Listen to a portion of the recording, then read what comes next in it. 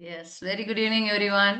Super 70 Series 2 Day 33க்கு உங்கள் அனைவரையும் அன்புடன் வரவேற்கிறேன். நான் உங்கள் ஹோஸ்ட் ஷமீமா.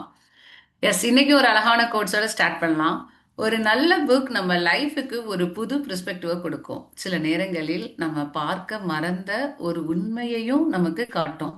எஸ், நம்ம 70 டேஸ் 70 பார்ட்டிசிபன்ட் 70 இன்ஸ்பைரிங் புக்ஸ் என்ற ஜேர்னியில் ஒவ்வொரு நாளும் புது புக்ஸ், புது ப்ரெசென்டர் அண்ட் வேல்யூபிள் லைஃப் லெசனோட நம்ம லேர்னிங் ஜேர்னி தொடர்ந்து கொண்டே இருக்கிறது.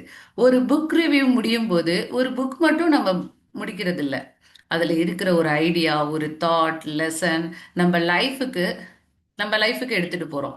So let's begin today's learning session. Now it's my pleasure to introduce today's presenter. இன்னைக்கு நம்மளுடைய day 33 presenter Mrs Fathima Arushiya Syed Ahamed, coordinator of great minds campus and life skill trainer. இவர்களோட ஒரு beautiful dream என்னன்னா ஒரு சிறந்த ட்ரெயினராக மாறணும்னு அண்ட் பலரின் லைஃப்ல ஒரு பாசிட்டிவ் சேஞ்சுக்கு ஒரு ரீசனா இருக்கணும் என்பதுதான் அவர்களோட real vision. Training, personal growth and positive transformation மேல ஸ்ட்ராங் இன்ட்ரெஸ்டோட தனது நாலேஜை மற்றவர்களின் growthக்காக ஷேர் பண்ண பயணித்து வருகிறார்கள். எஸ், இன்னைக்கு மேம் நம்மோட ஷேர் பண்ண போற புக் எனது டைரியின் மறுபக்கம். ஐ ஹோப் டுடேஸ் பிரசன்டேஷன் நம்ம எல்லாருக்கும் நியூ பெர்ஸ்பெக்டிவும் வேல்யூபிள் லைஃப் லெசனை கொடுக்கும். So let's welcome Mrs Fathima Arushiya Syed Ahamed with a big virtual round of applause. Ma'am, the virtual stage is yours. Over to you.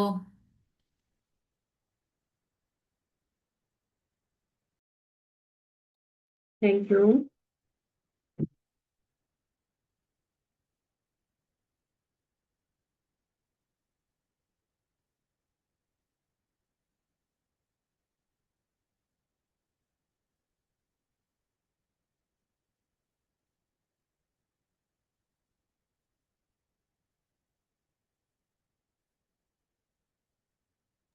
Ma'am video on பண்றீங்களா? Okay.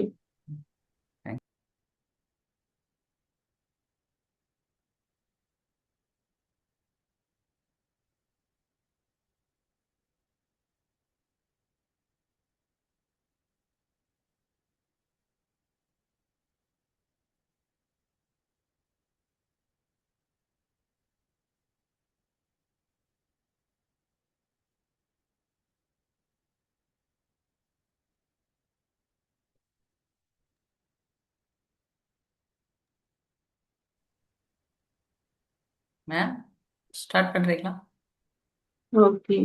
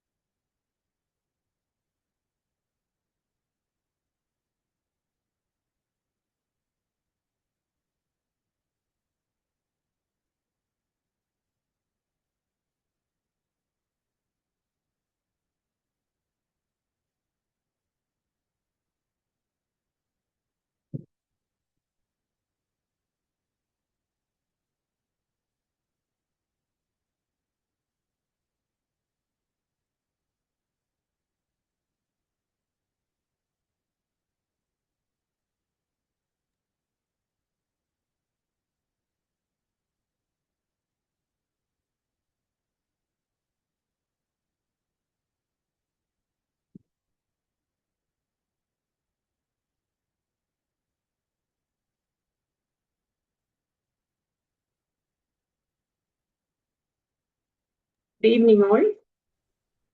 எல்லாருக்கும் சேர்த்துதுன்னு நினைக்கிறேன். கேக்குதா எல்லாருக்கும்? கெஸ்ட்னு போடுங்க.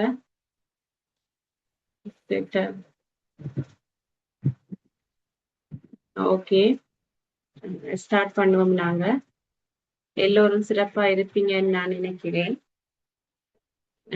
அனைவர் மீதும் சாந்தியும் சமாதானமும் உண்டாவதாக. இன்றைய இந்த அழகிய தருணத்தில் நீங்கள் அனைவரும் நலமாக மனநிறைவுடன் இருப்பீங்க என்று நம்புகிறேன். அறிவை பகர்வது ஒரு கலை. அந்த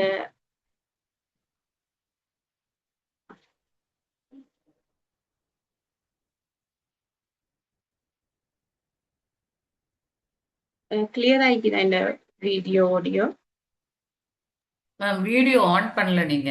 உங்களுடைய ஸ்லைட் தெரியும். ஓகேயா இருக்கு. உங்க audio okay ma'am. Video on பண்ணலையா? இன்னும் கொஞ்சம் நீங்க இருக்கு. பண்ணல. ஆ.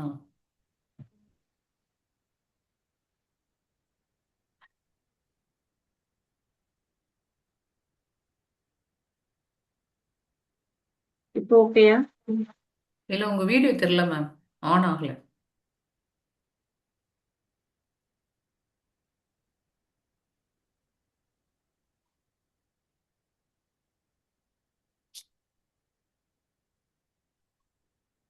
மேம் இப்போ நீங்க பேசிட்டு இருக்கிற அந்த அக்கௌண்ட் தானே மேம்? அதுல தானே நீங்க வீடியோ ஆன் பண்றீங்க? ஓ, அதுல தான். எஸ். ஆன் ஆகல மேம். இப்போ ஆன் ஆகிடுச்சு. ஆன் ஆகுது. ஆஃப் ஆயிடுச்சு மேம். ஆன் ஆயிடுச்சு. அது ஓப் ஆகுது உடனே. Yes ma'am. Ma'am time on ஆயிடுச்சு மேம். ஸ்டார்ட் பண்ணுங்க ma'am. Okay. S.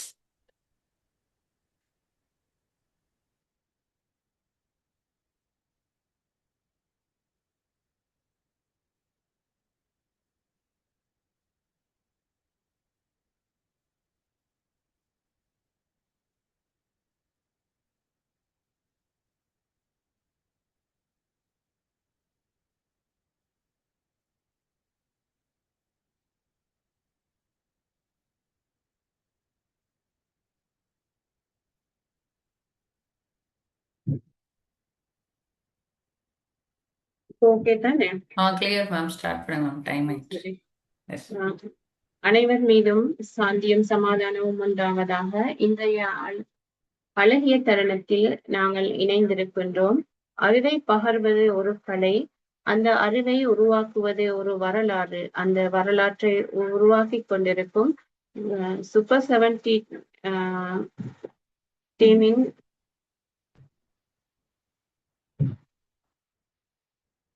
ஒருங்கிணைப்பாளர்கள் Samima sister, Shiny sister, Jesima sister மற்றும் திரைக்கு பின்னால் அமைந்திருக்கும் தனது பணியை வெற்றிகரமாக செய்து கொண்டிருக்கும், அர்ப்பணிப்புடன் செய்து கொண்டிருக்கும் உறுப்பினர்கள் அனைவருக்கும் எனது இதயபூர்வமான நன்றியை தெரிவித்துக் கொள்கிறேன். அது மட்டுமல்ல, சூப்பர் 70 என்ற இந்த அரிய தளத்தை உருவாக்கி எங்கள் ஒவ்வொருவரின் திறமையை வெளிக்கொண்டு வந்து காட்டிக் கொண்டிருக்கும் எமது mentor doctor Hussain Basha sir அவர்களுக்கும் என் ஆழ் மனதில் இருந்த நன்றியையும் பணிவையும் தெரிவித்துக் கொள்கிறேன்.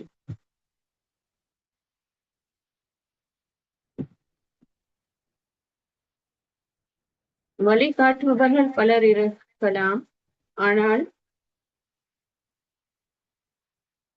ஒரு மனிதனின் திறமையை நம்பி அவனுக்கே தெரியாத உயரங்களுக்கு அழைத்துச் செல்லும் உண்மையான மென்டர் மிகச் சிலரே. அந்த வகையில் டாக்டர் ஹுசைன் பாட்சா சார் அவர்களுக்கு மீண்டும் ஒரு முறை நன்றியை தெரிவித்துக் கொள்கிறேன். அவரது வழிகாட்டல்கள் தான் இன்று பலரின் கனவுகளாக திசை காட்டியாகவும் அமைந்து கொண்டிருக்கிறது. திறமையை மட்டும் கண்டறியாமல் அந்த திறமையை உலகத்திற்கு அறியும் சாதனையாக மாற்றுவதற்கு வழிவகுத்து எங்களுக்கு பாலம் அமைத்து தந்து கொண்டிருக்கும் அந்த உயர்ந்த பண்பாளருக்கு மீண்டும் ஒரு நன்றியை தெரிவிக்கின்றேன். இந்த சிறப்புமிக்க சூப்பர் 70 நிகழ்ச்சியில் நான் இப்போது எடுத்துக்கொண்ட புத்தகம் எனது டயரியின் மறுபக்கம் என்ற புத்தகம். இந்த புத்தகத்தை இந்த புத்தக விமர்சன பயணம் வெறும் ஒரு விமர்சனம் மட்டுமல்ல, எல்லோரையும் சிந்திக்கவும் உணரவும் நம்மை நாமே புதிதாக அறிந்து கொள்ளவும் ஒரு அழைப்பாக இருக்கின்றது. இனி இந்த புத்தகத்தை பற்றி பார்ப்போம். இந்த புத்தகத்தை எழுதியவர் டாக்டர் ரைஸ் முஸ்தபா அவர்கள்.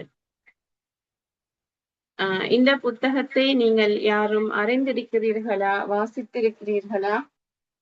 அதனை நீங்கள் அறிந்திருந்தால், வாசித்திருந்தால் செக் பாக்ஸில் எஸ் என்று போடலாமா?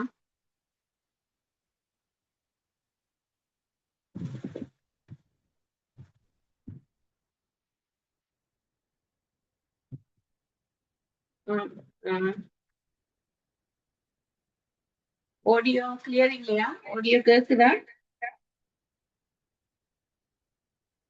சரி, ஓகே. அப்ப நீங்க உங்களுக்கு எல்லாம் இது ஒரு புதிய அனுபவமாம் இருக்கும்.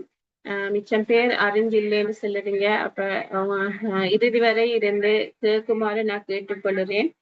இந்த நூலாசிரியர் வந்து இலங்கை கிழக்கு மாகாணத்தை சேர்ந்தவர். இலங்கையை பிறப்பிடமாக கொண்டு கிழக்கு மாகாணத்தை அக்கரைப்பற்று என்ற இடத்தை பிறப்பிடமாக கொண்டவர். இவர் ருகுணு பல்கலைக்கழகத்துல எம்பிபிஎஸ் பட்டத்தையும், கொழும்பு பல்கலைக்கழகத்துல குழந்தை நல மருத்துவ டிப்ளோமாவையும் மற்றும் மருத்துவ கலாநிதி டிப்ளோமாவையும் கொழும்பு பல்கலைக்கழகத்தில் பெற்றவர். தற்போது லண்டனில் உள்ள புகழ்பெற்ற வைத்தியசாலைகள்ல குழந்தை விசேட மருத்துவ நிபுணராக பணிபுரிகிறார். இவர் ஒரு எழுத்தாளரும் கூட. இவர் குழந்தை நலம் சம்பந்தமாக 4 புத்தகங்களை எழுதியிருக்கிறார். அதில் ஒன்றுதான் எனது டயரியின் மறுபக்கம். இந்த புத்தகத்தை கூறுவதென்றால், இந்த புத்தகம் நூலுரு பெற முன்னாலே இந்த புத்தகத்தில் உள்ள கட்டுரைகள் ஒவ்வொரு மாதமும் இலங்கையில வெளியிடப்படும் அல்ஹசனாத் மாத சஞ்சிகை, அந்த சஞ்சிகையில் பிரசுரமாகும். அப்ப நான் சிறு பிள்ளையாக இருக்கும் போது, நான் 9, 10ஆம் வகுப்பில் இருக்கும் போது எனக்கு மிச்சம் ஆர்வம் இந்த புத்தகத்தை வாசிக்க. அப்ப ஒரு முகவர் ஒருவர் மூலம் தான் இந்த புத்தகம் வீட்டுக்கு வரும். அப்ப எனக்கு தெரியும் இந்த காலத்துல இந்த நாள்ல இந்த புத்தகம் வரும் என்று. நான் அவர் வரும் வரையும் வலிமேல் விழி வைத்து பார்த்து கொண்டிருப்பேன், புத்தகம் வரும் வரையும். ஏனென்றால் எனக்கு அவ்வளவு ஆர்வம் இந்த புத்தகத்தை வாசிக்க. ஏனென்றால் இந்த புத்தகத்துல ஆரம்பத்துல வாசிக்கும் போது இந்த கதை உண்மையா இதுல உண்மை சம்பவங்கள் தான் இந்த புத்தகத்துல இருக்குது.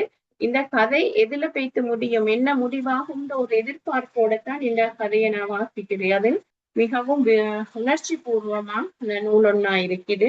இந்த புத்தகத்தை பத்தி சொல்ல போனா, இந்த நூலின் முதல் பதிப்பு 2006ஆம் ஆண்டு முதல் பதிப்பு பதியப்பட்டது. அதே போல 10ஆம் பதிப்பு வரை இது பெய்திருக்குது. 10ஆம் பதிப்பு 2025ஆம் ஆண்டு நடந்திருக்குது. இதுல இந்த புத்தகத்துல பாகம் 1, பாகம் 2 இருக்குது. பாகம் 2 இப்ப வெளியிடப்பட்டிருக்குது. அது முதல் பதிப்பு 2018லயும் 4ஆம் பதிப்பு 2025லயும் வெளியிடப்பட்டிருக்குது. அதே போல இந்த புத்தகத்துல ஆங்கில மொழிபெயர்ப்பும் வெளியிடப்பட்டிருக்குது. ஆங்கில மொழிபெயர்ப்ப தந்திருக்கிறது அவருடைய மகள் தூபா ரைஸ் அவர்கள். இந்த இந்த புத்தகத்துல பார்க்க போனா இது ரைஸ் முஸ்தபா அவர்கள்ட அவர் மருத்துவ மாணவராக இருக்கும் காலத்திலிருந்தே அவர் பெற்ற அனுபவங்களை இந்த நூல் விளக்குகின்றது. ஒவ்வொரு நாளும் மருத்துவமனைக்கு வரும் நோயாளிகளுடன் உரையாடுற சம்பவங்களே இந்த நூல்ல இடம் பெற்றிருக்குது. ஒரு குழந்தை நல மருத்துவராக நிஜ வாழ்க்கையில நடக்கும் போராட்டங்களை தான் இதை விளக்குது. இந்த நூல் ஏழை தாய்மார்களின் தியாகம், வறுமை, குணப்படுத்த முடியாத நோய்கள், தாய்மார்கள் அறியாமையால் ஏற்படும் உணர்வு பூர்வமான விளைவுகள், பல மனிதர்களின் வழிகள், இழப்புக்கள் மற்றும் சமூக யதார்த்த நூலாக இது காணப்படுகின்றது. மருத்துவத்துறையின் மறுபக்கம் வியாபாரமாக இருக்கின்ற இந்த காலகட்டத்துல நோயாளிகளிடம் ஒரு மருத்துவர் எப்படி மனிதாபிமானத்தோடு நடந்து கொள்ள வேண்டும் என்பதையும் இந்த நூல் கூறுது. எளிமையான மொழி நடையில இருக்குது. தத்துவ கருத்துக்கள் எதுவுமே இந்த நூல்ல இல்ல. ஏண்டா ஒரு டயரியின் நாள் குறிப்பு எப்படி இருக்குதோ அதே போல எளிமையான மொழி நடையில யாரும் பார்த்து வாசிச்சு உணரக்கூடிய இனிய தமிழ்ல இருக்குது. அடுத்தது, வைத்தியசாலைகள்ல நோயாளிகள் அனுபவிக்கும் வேதனைகளை சமூகத்தில் வாழும் பலரின் கண்களுக்கு தெரிகிறதில்லை. அவர்களின் கண்ணீரும் அழுகையை ஓசையும் வெளி உலகத்துக்கு விளங்குறது இல்லை. அந்த அந்த மனிதர்கள் படும் கஷ்டங்களை வெளி உலகத்துக்கு சென்றடைய செய்யும் ஒரு நூலாக இந்த நூல் காணப்படுகிறது. அத்துடன் வைத்தியசாலைகள்ல ஓபிடிகள்ல நோயாளிகளாக இருப்பவர்கள் படும் கஷ்டங்கள் வெளியில் வாழும் மக்களுக்கு தெரியாத நிலையில இருக்குது. அது மட்டுமல்லாம சரியான வழிகாட்டல் இல்லாம இந்த சிதைந்து சின்னமாகி கொண்டிருக்கும் மக்களோட வேதனைகளையும் இந்த நூல் வெளிக்காட்டுவதா இருக்குது. அடுத்தது, சுகமாக வாழ்வதோட பெருமை சுகத்தை இழந்த நோயாளிகளுக்கு தான் தெரியும். அந்த நோயற்ற உடலையும் அமைதி நிறைந்த உள்ளத்தையும் நாம் பெற்றிருக்கிறோம் என்றால் அது இறைவன் எங்களுக்கு தந்த ஒரு மிகப்பெரிய ஒரு அருட்படைய. அந்த அருட்படைய உண்மையை உணர்ந்து அதை உணர்ந்த இறைவனுக்கு நன்றி சொல்லுவதற்கு ஒரு சந்தர்ப்பமாக இந்த நூல் காணப்படுவது. இந்த புத்தகத்துல இடம்பெறுகின்ற ஒவ்வொரு கதையும் கற்பனை இல்லை. இது அந்த நோயாளிகளோட மருத்துவர் அன்னைக்கு சந்தித்த ஒரு உரையாடல், நிஜ ஒரு சம்பவங்களே இந்த நூல்ல காணப்படுவது.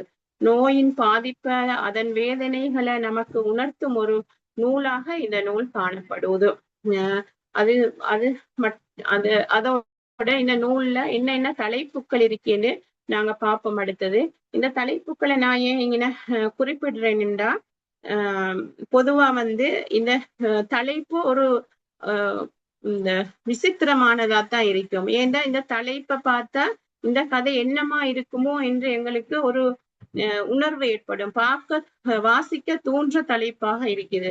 இது பாருங்க, அபூர்வமான உருவம் அந்த சிறுமி, அந்த ஓட்டை விழுந்த இதயம், ஓர் எழுத்து பிழைத்து விட்டால் பெரடோல் கூட நஞ்சாகலாம், கரைந்து போன உணவு குழாய், பரிசோதனை குழாய் குழந்தை. அதே போல பாகம் 2 இப்படியான பல தலைப்புகளை கொண்ட இந்த புத்தகமா இது இருக்குது. காயப்பட்ட 2.5 இதயம், மலத்தை மடியில் சுமக்கும் மழலை, கருப்பை புல்கரைய இருந்த சிசு. இப்படி நிறைய தலைப்புகள் இருக்குது. 2ஆம் பகுதியில 20 தலைப்பும், முதலாம் பகுதியில 32 தலைப்பும் இருக்குது. நல்ல விறுவிறுப்பான கதையாத்தான் இருக்குது, உண்மை கதைகளா இருக்குது. இதுல நாங்க இப்போ ஒரு சில கதைகளை பார்ப்போம். சும்மா நோமலா எல்லாத்தையும் விரிவா சொல்லுறதுக்கு இயலாது. அதனால நாங்க நோமலா ஒரு கதையை பார்ப்போம். என்னண்டா இது பாருங்க, இந்த கதையோட தலைப்பு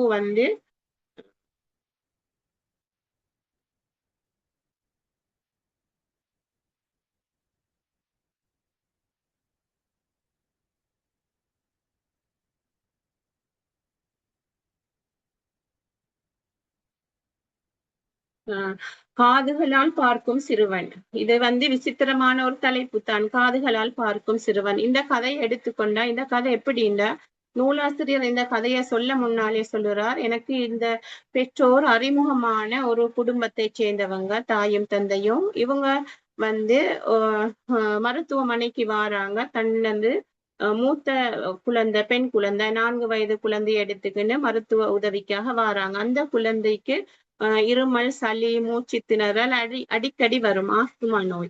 அதுக்கு வார பெற்றோர் ஒரு நாள் அவங்க அந்த புள்ளையிட தம்பி, 2 வயது தம்பி அவரையும் கூட்டி கொண்டு ஒரு நாள் வாராங்க. அப்ப அந்த மருந்தை எடுத்துக்கின்னு வழக்கம் போல மருந்தை கொடுத்து முடிஞ்ச பிறகு 2 வயதான அந்த சின்ன பையன் மருத்துவமனையில இருந்து வெளியேறும் போது டாக்டரை பார்த்து ஒரு சின்ன அழகான சிரிப்பொண்ணு சிரிச்சிருக்கிறாருங்க. அப்ப அந்த பதிலுக்கு டாக்டரும் சிரிச்சு விட்டு உடனே அந்த டாக்டருக்கு அந்த பிள்ளையிட கண்ணை பார்க்க ஒரு ஸ்கேன் பண்ற மாதிரி ஒரு பார்க்க டைம் ஒன்னும் கிடைச்சிருக்குது. கண்ணை பார்த்ததோட டாக்டர் நினைக்கிறாரு, நான் இந்த பிள்ளையிட கண்ணை பார்க்காமலே இருந்திருக்க வேண்டாமான்னு. ஏன்னு சொன்னா பார்த்துட்டு அவருக்கு ஒரு அதிர்ச்சி வந்துட்டுது. அதிர்ச்சி அந்த போய் வாருங்கள் என்று வளமையா சொல்றதுக்கு பதிலாக அவரு கொஞ்சம் நில்லுங்கள் என்று சொல்லிட்டு தாயிட்ட கேட்கிறாரு அந்த டாக்டர், இந்த பிள்ளையிட கண்ணுல உங்களுக்கு ஒரு வித்தியாசம் தெரியலையாண்டு. அப்ப தந்தை உடனே சொல்றாரு, இல்லையே, ஒரு வித்தியாசமும் இல்லையேண்டு. அப்ப தாய் உடனே சொல்றாங்க, ஓ 2 வாரங்களா ஒரு சின்ன வித்தியாசம் தெரியுது தான், அதை நான் பெருசா எடுக்க இல்லை, நோயின்னு நினைக்கல, அதுதான் நான் உங்கள்கிட்டையும் அதை பத்தி கேட்கலன்னு சொல்லுறாங்க. அப்ப அவர் டாக்டர் சொல்லுறாரு, பிள்ளையிட கண்ணுல ஒரு வித்தியாசம் இருக்குது, நீங்க உடனே கண் வைத்தியரை சந்திக்கொண்டு கண் ஸ்கேன் செய்யப்படுவது. அப்ப கண் ஸ்கேன் செய்யப்பட்ட அந்த கண்ணுல உள்ள ரிப்போர்ட் என்னன்னு வருவதுன்னு சொன்னா, கண்ணுல ஒரு புற்றுநோய் இருப்பதாக.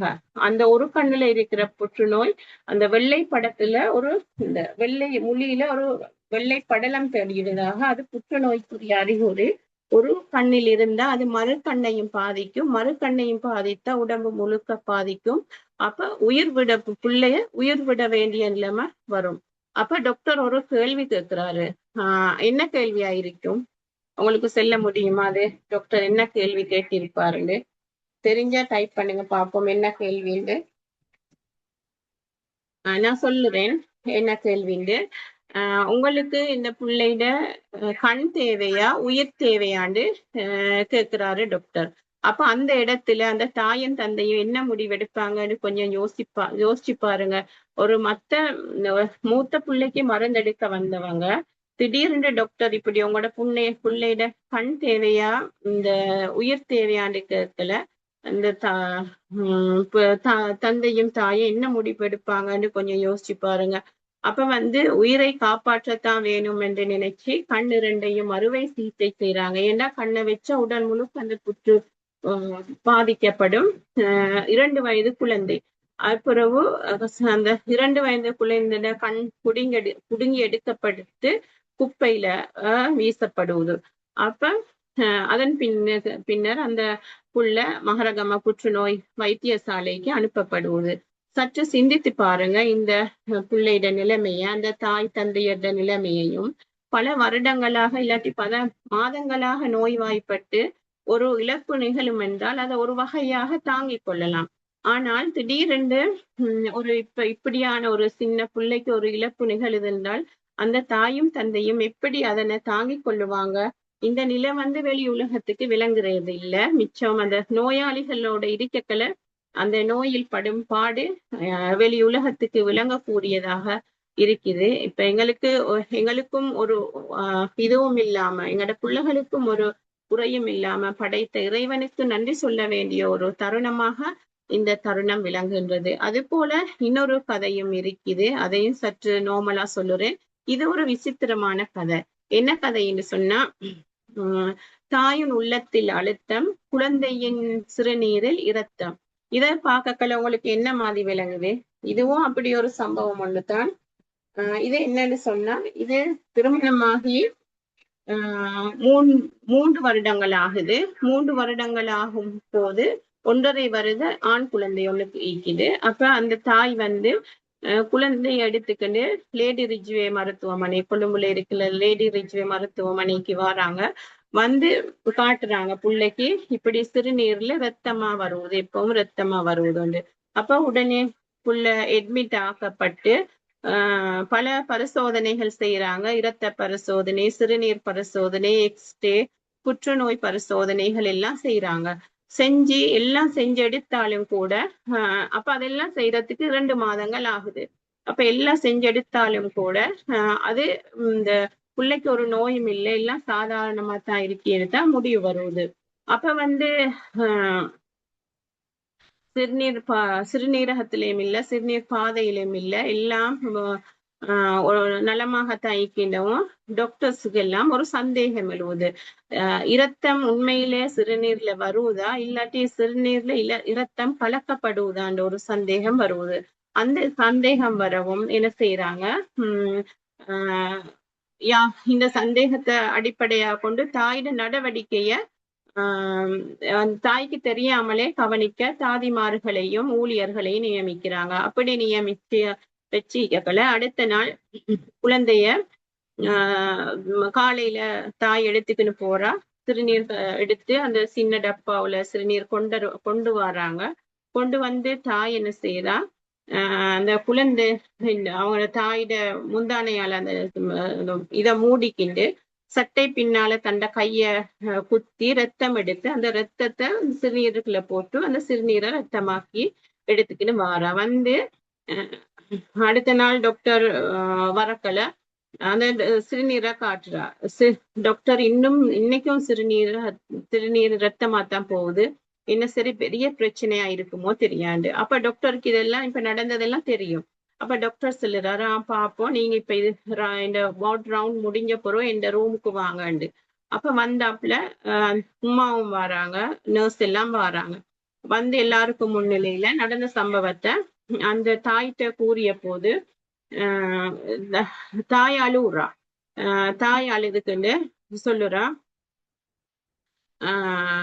தயவு செய்து என்ன மன்னித்திடுங்க டாக்டர். என் மகனுக்கு எந்த நோயும் இல்லை. ஆரம்பத்திலிருந்தே நான் தான் சிறுநீரில் இரத்தத்தை கலந்தேன். என் கணவர் வீட்டில எனக்கு கொடுமைகளை தாங்கிக் கொள்ளேலா. அதை தப்பிக்கொள்றதுக்கு தான் வேறு வழி இல்லாம நான் இந்த இந்த அந்த அந்த இந்த இந்த ஹாஸ்பிட்டலுக்கு வந்தேன். அன்பும் ஆதரவும் இல்லாத இடத்துல எனக்கு வாழையில அது நரகமா இருக்குது. அதனால தான் நான் வந்தேன். ஒரு முறை நான் இந்த உண்மையாவே இந்த பிள்ளைக்கு வருத்தம் ஒண்ணு வந்த நேரம் இந்த ஹாஸ்பிட்டல்ல குழந்தையையும் என்னையும் நல்ல அன்போடு பார்த்தாங்க. அந்த அன்பை தேடித்தான் நான் இங்க வந்தேன். அந்த அன்பை மீட்டுக் கொள்ளுறதுக்கு தான் நான் இங்க வந்தேன்னு அந்த தாய் சொல்லுறா. இதை கேட்டதும் அவங்களுக்கு மிச்சம் அதிர்ச்சி ஆகுது. அது பிறகு அதிர்ச்சியான நிலையில அவங்க இது ஒரு குழந்தையிட இது மட்டும் இல்ல, ஒரு நோய் மட்டும் இல்ல, அன்பில்லாம உடைந்து போகின்ற ஒரு உண்மையான இந்த கதறலா இருக்குது. பாசத்தை தேடி போன அகல பெண்ணிட ஒரு நிலைமையா இருக்குது என்று சொல்லி அந்த தாய்க்கு அறிவூட்டுறாங்க. இப்படி இந்த கதை நீண்டுக்குன்னு போகுது. அதே போல இன்னும் ஒரு கதையும் இருக்குது.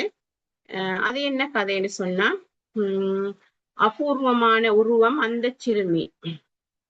இதுவும் அப்படி ஒரு கதைத்தான். இது என்னண்டா, ஒரு தந்தை வாராரு, ஒரு மருந்து குப்பி ஒண்ணு எடுத்துக்கின்னு இந்த மருந்து குப்பிய இந்த பிள்ளைக்கு நான் செலுத்தோணும், ஒரு துளி கூட சிந்தாமல் செலுத்தோணும். ஏன்னா இந்த மருந்து குப்பி 4 லட்சம், ஒரு மாசத்துக்கு 2 மருந்து குப்பி வேணும், அப்ப 8 லட்சம். அப்ப அந்த பிள்ளையோட உருவம் புள்ள 8 வயசு 2 வயசு உயரத்துல இருக்குது. 8 மாத கருப்பிணி தாயிட வயிற கொண்டிருக்குது. அபூர்வமான உருவம். அப்படி ஒரு நோய் ஒண்ணு.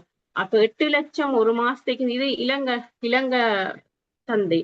இந்த புத்தகத்துல இலங்கைக்குரிய கதைகளும் இருக்குது. அவரு லண்டன் மாநகர்ல ஹாஸ்பிட்டல்ல வேலை செய்யற அந்த கதைகளும் இருக்குது. லண்டன் நடந்த கதைகளும் இருக்குது. இது இலங்கை ஒரு தந்தையிட கதை. அப்ப பாருங்க, எங்களுக்கு எவ்வளவு ஒரு அற்புதமான ஒரு ஆரோக்கியம் கிடைச்சிருக்குது. ஒரு தந்தை 8 லட்சம் செலவழிச்சு ஒரு பிள்ளைய பாக்குறேன். மாசத்துக்கு மருத்துவ செலவு மட்டும் எங்களுக்கு கிடைச்சிருக்கிற மிக அருமையான ஒரு ஒரு ஆரோக்கியம் இது. அந்த ஆரோக்கியத்தை நாங்க ஆரோக்கியத்துக்கு என்றும் நன்றி சொல்லக்கூடியவர்களாக இருக்க வேண்டும். அடுத்தது நாங்க இதோட இத முடிச்சு கொள்ளுவோம். இதுவரையும் உங்களோட பொன்னான நேரத்தையும் பொறுமையான கவனத்தையும் அன்பான ஆதரவையும் எனக்கு வழங்கியதற்கு நன்றி. மீண்டும் ஒரு முறை புதிய ஒரு தலைப்போடு உங்கள் அனைவரையும் சந்திக்கிறேன் என்று கூறிக்கொண்டு உங்களோட பெருமதியான கருத்துக்களை நான் கேட்டுக்கொள்ள விரும்புகிறேன். அடுத்தது உங்களுடைய ஊக்கமும் பாராட்டும் தான் இந்த வளர்ச்சிக்கு துணையா இருக்கும் என்று கூறிக்கொண்டு விடைபெறுகிறேன். நன்றி. Thank you so much ma'am. ரொம்ப மீனிங்ஃபுல்லா, எமோஷ்னலா அண்ட் இன்சைட்ஃபுல்லான ப்ரெசன்டேஷன் பண்ணியிருக்கீங்க. எனது டைரியின் மறுபக்கம் புக் மூலமா ஒரு மனிதரோட லைஃப்ல நமக்கு தெரியாத மறுபக்கத்தை புரிந்து கொள்ள ஒரு பியூட்டிஃபுல் பெர்ஸ்பெக்டிவை கொடுத்திருக்கீங்க. ஒருவரின் லைஃப் ஜேர்னியோட மறுபக்கத்தையும் experiences, emotions, thoughts and life லெசனை இந்த புக் மூலமா மேம் நமக்கு புரிய வச்சிருக்காங்க. Thank you once again ma'am for sharing your valuable thoughts and insights with all of us. Let's appreciate our presenter once again with a big virtual round of applause. Yes, இன்னைக்கு செஷனோட டேக்அவேயா நான் எடுத்துட்டு போறது, every person has a story behind the story we see. Yes, நம்ம பார்க்குற ஒவ்வொருத்தரோட out side life மட்டும் அவங்களோட ஃபுல் ஸ்டோரி இல்லை. அவர்களோட experiences, struggles, emotions and life and lessons அவர்களை உருவாக்குது. எஸ், உங்களுடைய டேக்அவே சாட் பாக்ஸ்லையும் நீங்க ஷேர் பண்ணலாம். And kindly raise your hands. Shakira ma'am, kindly admit பண்ணிக்கிறீங்க. Okay. Yes, happy evening to all. Assalamu alaikum. உண்மையில் அருசியா சிஸ்டர் ஒரு சிறந்த தலைப்பை தேர்ந்தெடுத்திருந்தாங்க. இவ்வளவு நாள் நாங்க பார்த்த புத்தகங்கள்ல ஒரு வித்தியாசமான ஒரு புத்தகமா இது இருக்குது.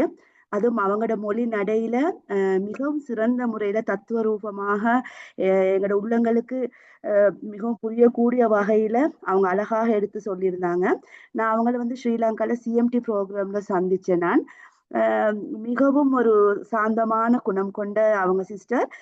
உண்மைக்கு திறமையான முறையில இன்றைக்கு அவங்க வெளிக்காட்டினாங்கன்னு நான் சொல்லுவேன். அந்த அளவு அவங்க திறமையான முறையில அவங்க சொல்ல வந்த விடயத்தை தெளிவாக சொன்னாங்க. உண்மையில நாங்க எங்களுக்கு கிடைச்சிருக்கிற அருட்கொடைகளை மறந்து இருக்கிறோம்.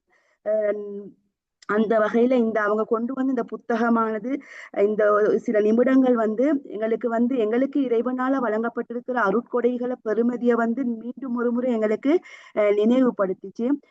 அல்ஹம்துலில்லாஹ் நாங்க எல்லாரும் இறைவனுக்கு நன்றியுடையவர்களாகவும் என்றென்றும் இருக்க வேண்டும். அவ்வளவு அருட்கொடையான ஆரோக்கியத்தை எங்களுக்கு இறைவன் தந்திருக்கிறான். இந்த புத்தகத்தை அவங்க கொண்டு வந்து எங்கள் எல்லோருக்கும் மீண்டும் ஒரு முறை இறைவனின் பக்கம் நெருங்குவதற்கு இன்னும் இன்னும் நெருங்குவதற்கு சந்தர்ப்பமாகவும் அமைகின்றது. அவனுடைய அருட்கொடைகளை இன்னும் நினைச்சு பார்க்கறதுக்குரிய சந்தர்ப்பமாக அமைஞ்சிச்சு. மேலும் அருசியா சிஸ்டர் வேல்டான், சூப்பர் சிஸ்டர், இன்னும் நீங்க முன்னால வரணும், இன்னும் உங்களோட ப்ரோக்ராம்ஸ் நாங்க பார்க்கணும்னு ஆசைப்படுறேன். இந்த சந்தர்ப்பத்தை எங்களுக்கெல்லாம் தந்த அனைவருக்கும் நன்றியை கூறி விடைபெறுகிறேன். Thank you ma'am. Hansa Farveen ma'am kindly admit பண்ணிக்கிறேங்க.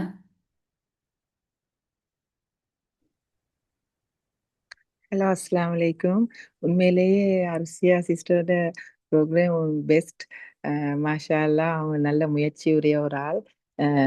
எனக்கு தெரியும் அவங்கள. இன்றைக்கு உள்ள ப்ரோக்ராம் வந்து உண்மையிலேயே ஆர்வமாகவும் அதிர்ச்சியாகவும் இருந்துச்சு. உண்மையிலேயே பெஸ்ட். அந்த புக்கை பார்க்கணும் போல ஆசையா இருக்குது. உண்மையிலேயே அதை நான் பார்க்க வேணும். என்றால் அந்த அளவுக்கு அவங்க சொன்ன விதம் வந்து ஆர்வத்தை ஏற்படுத்திச்சு. உண்மையிலே இதுக்கு முன்னுக்கு பேசிய அந்த சிஸ்டர் சொன்ன மாதிரி எங்களோட உடம்புல உள்ள ஒவ்வொரு உறுப்புகளும் அல்லாஹ் தந்து எங்களுக்கு உரிய உண்மையிலேயே அருட்கொடைன்னு தான் நாங்கள் சொல்ல வேணும். இந்த நல்ல ஒரு ப்ரோக்ராம். இன்ஷா அல்லாஹ் அவங்களோட ப்ரோக்ராம் இன்னும் மேன்மேலும் முன்னுக்கு அவங்க வர வேணும் இந்த முயற்சியில். அருசியா சிஸ்டர் ஜஸாக்குமுல்லா ஹைர். நல்ல ஒரு ப்ரோக்ராம் ஒன்று இதை அரேஞ்ச் பண்ணி தந்த உங்களுக்கும் அடுத்தது அவங்களோட அந்த நிறுவனத்துக்கும் ஜஸாக்குமுல்லா ஹைர். Thank you sister. Thank you. Next Khaleel Rahman sir kindly admit பண்ணிக்கிறீங்க. Thank you sister. அஸ்ஸலாமு அலைக்கும் சிஸ்டர். ரொம்ப அழகான முறையில் ரொம்ப தெளிவான முறையில் சொன்னீங்க. ஸோ இந்த புத்தகம் நான் அதில் கீட்ட வேணும்னா, சம்பவம் நம்ம எப்படி பார்க்குறோங்கிறது தான் முக்கியம், சம்பவம் முக்கியம் இல்லைங்கிறதையும், அந்த சம்பவத்துல நம்ம என்ன கற்றுக்கிட்டோங்கிறதையும் ரொம்ப அழகாக வந்து எடுத்து சொன்னீங்க. ஜஸாக்கல்லாஹ் ஹைரன் sister. Thank you sir. Next Ilsa Isa or Ilyas sir kindly admit பண்ணிக்கிறீங்க. அஸ்ஸலாமு அலைக்கும் சிஸ்டர். அலைக்குஸ்ஸலாம். இன்னைக்கு உள்ள செஷன் வந்து ரொம்ப அருமையா இருந்துச்சு. எனக்கு அந்த புக்கோட பேரை கேட்டோன்னே ரொம்ப ஒரு ஆர்வமா இருந்தது. ஆனா இந்த புக் வந்து இந்தியால கிடைக்குமா அப்படிங்கிறது தான் எனக்கு ஒரு டவுட்டா இருக்கு. எனக்கு இந்த சிஸ்டர் வந்து நல்லா சிஸ்டர் இப்பதான் ஃபர்ஸ்ட் டைம் இந்த இதில் செஷன்ல தான் பாக்குறேன். நல்லா அருமையா தெளிவா நல்லா சொன்னாங்க. அவங்க சொல்லிட்டு இருக்கும் போதே நான் இந்த புக்கை வந்து கூகுள்ல வந்து சர்ச் பண்ணி பார்த்தேன். 2 பதிப்புமே இருக்கு. ஆனா வந்து இந்தியால கிடைக்குமாங்கிறது ஒரு 2-3 ஆப்ஷன்ஸ்ல வந்தது. இந்த புக்கோட நேமே எனக்கு ரொம்ப பிடிச்சிருக்கு. அவங்க சொல்ல சொல்ல படிக்கணும் அப்படின்ற ஒரு ஆர்வம் அதிகமா இருக்கு. ஜஸாக்கல்லாஹ் ஹைரன். ஒரு நல்ல ஒரு இதை வந்து சிஸ்டர் கொடுத்துருக்காங்க. Thank you sister. Thank you sister. Rashida Parveen ma'am, last Rashida Parveen ma'am kindly admit பண்ணிக்கிறீங்க. அஸ்ஸலாமு அலைக்கும் சிஸ்டர். நான் அர்ஷியா சிஸ்டர். மாஷா அல்லாஹ் நல்லா அருமையா இருந்துச்சு. நான் கூட டைரியின் மறுபக்கம்னே வேற ஏதோ நினைச்சேன். ஆனா இது மருத்துவ சம்பந்தமான இது, அந்த அவங்க ஆத்தர் அவங்க பத்தி எல்லாம் சொன்னது ரொம்ப இதா சிறப்பா இருந்துச்சு. அதே மாதிரி இந்த முன்னாடி சொன்ன சிஸ்டர் சொன்ன மாதிரி இந்த புக்கு இங்க கிடைக்குமா அப்படிங்கிறதான் யோசிச்சுட்டு இருந்தேன். அதே மாதிரி என்னோட பொண்ணு அர்ஷியா பானு, அந்த பொண்ணுக்கு ஹார்ட் இது இருந்துச்சு. அப்போ அந்த புக் நேம்ஸா நிறைய உள்ள ஒரு இதாக போட்டிருந்தாங்கல்ல, அதுல இந்த ஓட்டை இந்த இதயம் போட்டுதான் அதை பார்த்தோன்னே ஆனா அந்த பொண்ணு மவுத்தாயிட்டாங்க அதோடைய அருளா இதனால. நம்ம ஆனா இருக்கவங்களுக்கு நல்ல ஆரோக்கியத்தையும் நல்ல இதையும் கொடுக்கணும். இந்த புக்ஸில் நிறைய விஷயங்கள் இருக்குதுன்னு நினைக்கிறேன். அல்ஹம்துலில்லாஹ் நிறைய விஷயம் தெரிஞ்சுக்கிட்டோம். எல்லாரும் துஆ செய்யுங்க. அல்ஹம்துலில்லாஹ். மாஷா அல்லாஹ். Thank you, thank you, Sucha. Thank you everyone for your active participation and valuable feedback. இன்னைக்கு நம்ம டே 33 செஷனையும் மீனிங்ஃபுல்லா கம்ப்ளீட் பண்ணிட்டோம். Heartfelt thanks to our presenter for sharing such an insightful review. அதே போல ஒரு நாளும் நம்மளோட சேர்ந்து இந்த 70 days 70 participants 70 inspiring books ஜேர்னியை மீனிங்ஃபுல்லா மாத்துற அனைத்து பார்ட்டிசிபென்ட்ஸ்க்கும் மனமார்ந்த நன்றிகள். Remember, read to learn, reflect to understand, learn to transform. நாளை மறுபடியும் ஒரு இன்ஸ்பைரிங் பிரசன்டரும் ஒரு வண்டர்ஃபுல் புக் ரிவ்யூட சந்திப்போம். Until then, keep reading, keep learning and keep growing. Good night. Thank you.